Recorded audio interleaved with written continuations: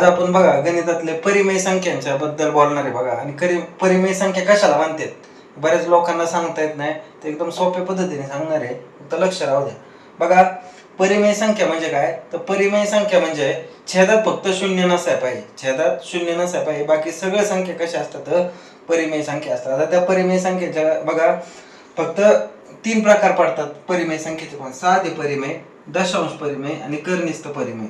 बघा, साधे परिमेय मध्ये फक्त छेदात काय नसाय पाहिजे शून्य, म्हणजे 3/4 परिमेय संख्या आहे, 5/9 परिमेय संख्या आहे, -6/2 हे पण परिमेय, ह्याला ऋण परिमेय म्हटलं जातं, पण ती परिमेयच आहे.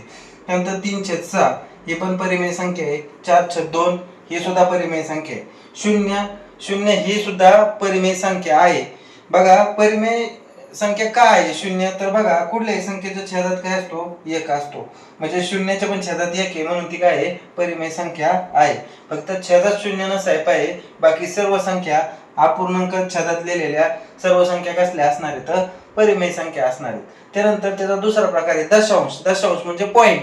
तर बघा, पॉइंट नंतर एखाद्या अंकाचं रिपिटेशन होत असेल तर ती काय असते, दशांश परिमेय संख्या असते. किंवा बघा, पॉइंट नंतर एखाद्या गटाचं रिपिटेशन होत असेल, म्हणजे बघा 432 एका गटाचं काय होतं इथं रिपिटेशन होत असेल, किंवा एखाद्या अंकाचं रिपिटेशन होत असेल तर त्याला काय म्हटलं जातं, दशांश परिमेय संख्या असं म्हटलं जातं. ही पण परिमेय संख्या आहे.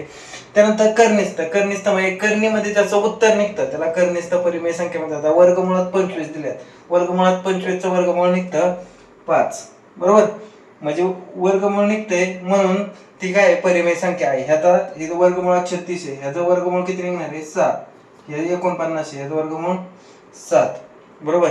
मग ह्या पण संख्या कसल्या आहेत, परिमेय संख्या आहेत.